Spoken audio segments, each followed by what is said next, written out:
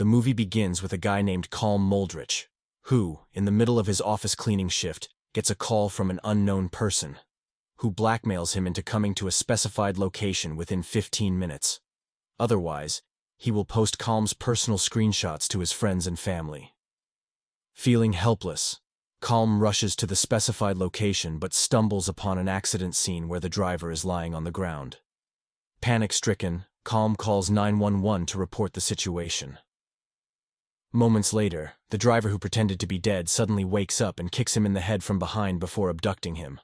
The next morning, police led by Chief Inspector John Luther arrive at the scene. Luther's colleague Martin informs him that the passenger in the car is Ciori Jones, who disappeared 7 years ago. After carefully examining the details of the crime scene, Luther comes to the conclusion that Calm was not only in the wrong place at the wrong time, but someone intended to kidnap him. He then turns to Calm's mother, Karin, and promises to find his son.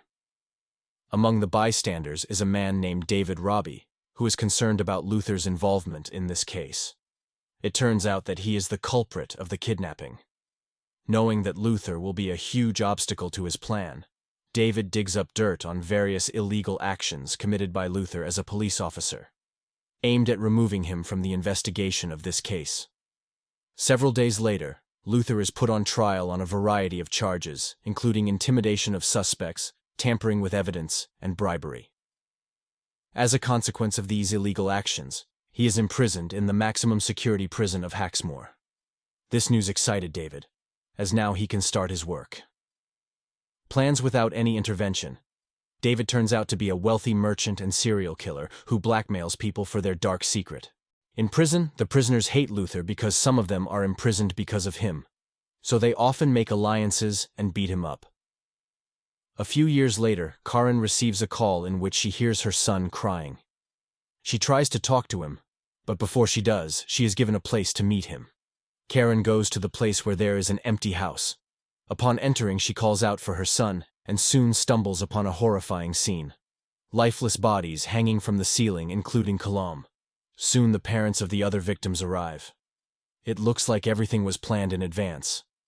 Just then, a fire breaks out in the room, during which Karin notices a masked man watching her intently from the window. She then escapes at the very last moment, but unfortunately the other parents are less fortunate. The next day the police arrive on the scene and Detective Chief Inspector Ada Train is on the case. After a quick inspection of the house, Rain holds a meeting with his team and outlines what happened. The earliest murder was 11 years ago and the most recent last year. She suggests that the actions were carefully planned and carried out over a long period of time, so a lot of data will need to be analyzed. She then tasks the team with finding similarities between all the crimes, a murder that will bring them closer to the killers.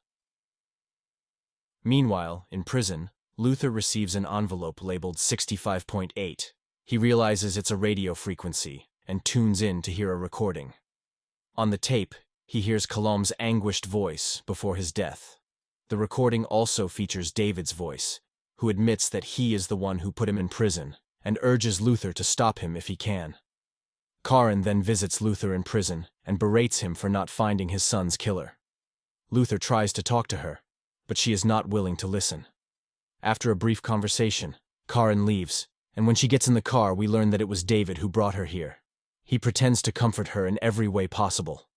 Later, Luther uses his cell phone to inform Rain about the broadcast, but she refuses to accept any help from the criminal. She also sends her subordinate Archie to have Luther's cell phone confiscated. Left with no choice, Luther contacts his former colleague Dennis to help him escape from prison. But before he can delve into the plan, prison officers confiscate his cell phone. Later, Luther also makes contact with the prison. The guards ask to be transferred to another low-security prison. The guards refuse, saying they can't change the system. Hearing this, Luther devises a plan to get the prisoners to attack him, eventually causing the system to transfer him to another prison. That same night, one of the inmates attempts the unthinkable, attracting the attention of the control room staff. They somehow manage to save the inmate, but in a completely unexpected way. He turns them on and escapes with the key. Then the inmates unlock all the cells, causing havoc. After that, many prisoners attack Luther and punish him severely. When the guards see this, they eventually decide to move him as he had planned. Later, Luther is being taken to another prison when a black van appears in their path. It is Dennis and his men who rescue Luther from captivity. They then take him to a garage, and Luther pays them for their work. Now that he is released from captivity, Luther vows to catch the serial killer. On the other hand, Rain learns of Luther's escape, so he enlists the help of retired Officer Martin. Since no one knows Luther better than he does, Martin agrees. He goes to the prison to check out Luther's things. He finds a radio frequency and deduces Luther's whereabouts. This can be traced back by tracing the frequency to its source. Meanwhile, Luther arrives at the broadcast site and meets a tattoo artist named Derek. He demands to know who used his radio frequency. But Derek is initially hesitant to divulge any information. However, after some intimidation, Derek admits that he was blackmailed by a man. Here's some of his personal video footage. According to Derek, he received the transmitter via courier and was instructed to leave it on for 24 hours before throwing it away. Derek also provides Luther with a cell phone that the blackmailer uses to contact him. With this information, Luther grabs the cell phone and leaves just before the police arrive. Elsewhere, we see a group of David's employees who are spying on people from all over the world. They have apparently hacked into cell phones, cameras, tablets, and home security cameras. This allows them to spy on people. So David gains access to their confidential activities, which he uses to blackmail them into doing his bidding. Next scene, Luther contacts Martin asking for help in tracing a phone number. He reluctantly agrees and informs him of this. Martin then also relays the information to Rain, who then dispatches armed police to apprehend Luther and the serial killer. Once there, Luther dials a number from Derek's cell phone, and David happens to be there to receive it. This allows Luther to locate him, trapped and left behind. When David has no choice, he immediately grabs a kid from the crowd and holds him at knife point. With a sinister smile, he declares that this is just the beginning. The next second, several of his blackmailed victims start jumping out of a nearby building one by one. David takes this as the perfect opportunity and runs towards the subway. Luther chases after him, but he's also being chased by the cops. At one point, Luther catches up with David, which leads to a physical altercation between the two. Our hero eventually gains the upper hand, pinning David to the ground. But the fight is soon interrupted by a police officer. Luther convinces him to handcuff David first, but the officer strikes him in the head. This allows David to stab the officer and escape. Luther then administers first aid to the injured officer before making his own escape. Afterward, David calls his confidant Archie, asking why he didn't report Luther's jailbreak. When he doesn't give an answer, David threatens to release his confidential videotapes. He then calls one of his men named Kachimov and asks how their plan is going. In response, Kachimov shows a videotape of a group of teenagers he has captured. Luther's other party contacts Martin and asks him to put him on speakerphone mode. He then shares his thoughts on the community they were looking for. According to Luther, David blackmails people by recording their personal videos and killing them. He also claims that these days, the fear of shame of being caught is much stronger than the fear of death. During this conversation, Rain tracks Luther's whereabouts and sends a team of officers to apprehend him. However, Luther senses this, so he destroys his phone and flees the area.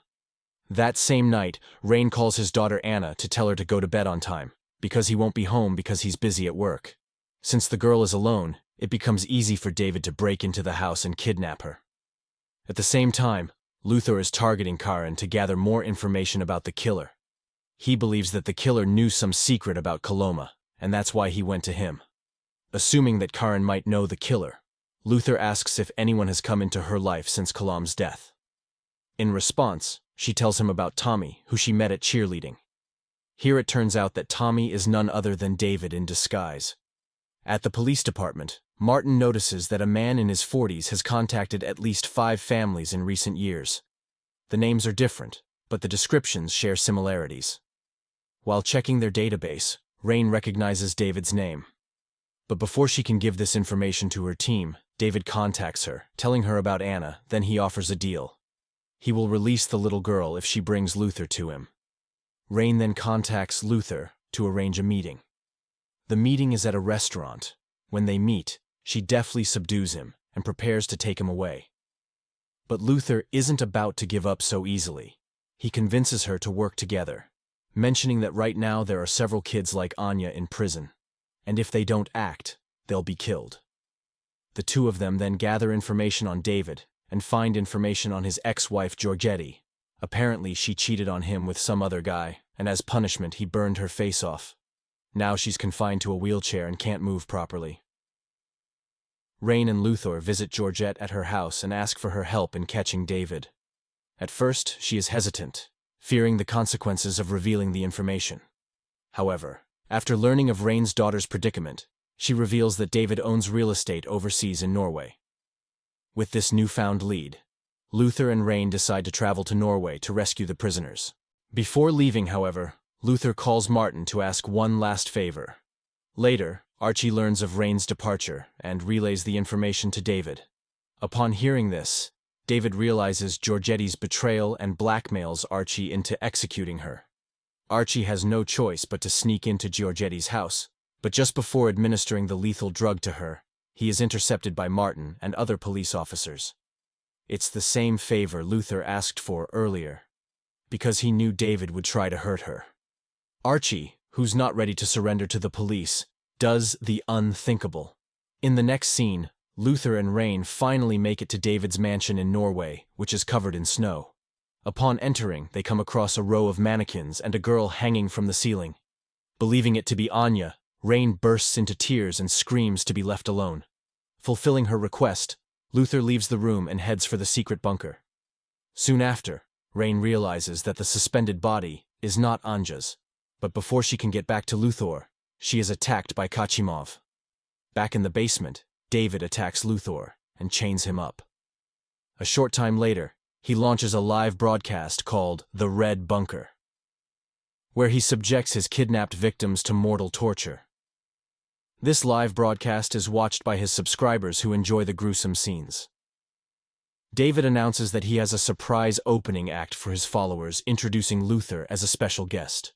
Soon after, Rain also arrives at the bunker where Anya is being held hostage. David then tries to get the detectives to hurt each other. However, at one point Luthor addresses the audience live on air, telling them that the police are tracking them all with an IP address. This prompts the subscribers to leave the live broadcast, driving David into a rage. As a result, he leaves the room and locks the door with his phone. Reacting quickly, Luthor kills the guard, frees Rain, and simply leaves the room before the door slams shut. This leaves Rain, Anya, and Kachimov locked inside. Shortly thereafter, a kerosene canister is activated, heralding an unstoppable fire. Rain begs Kachimov to unlock the door, but he attacks her instead. A fierce fight ensues between the two, but despite the fact that they are both trapped. Despite his physical superiority, Rain somehow manages to incapacitate his opponent. Meanwhile, David tries to escape in his jeep, but Luthor also manages to get into the car. A fierce fight ensues between the two. The truck ends up crashing into a frozen lake. David tries to swim out but fails. Trapped in the ice, he dies. Luthor manages to open the bunker door using David's cell phone, thus saving Rain and Anya. But by this time, Luthor's breathing begins to weaken. He is about to lose consciousness, but police divers show up at the very last moment and get him out of there. After these events, Luthor was rushed to a hospital in London. The news of the serial killer's death is also televised, which brings a sense of satisfaction to Karen. In the final scene, a high-ranking official approaches Luthor and offers him a job in the police department.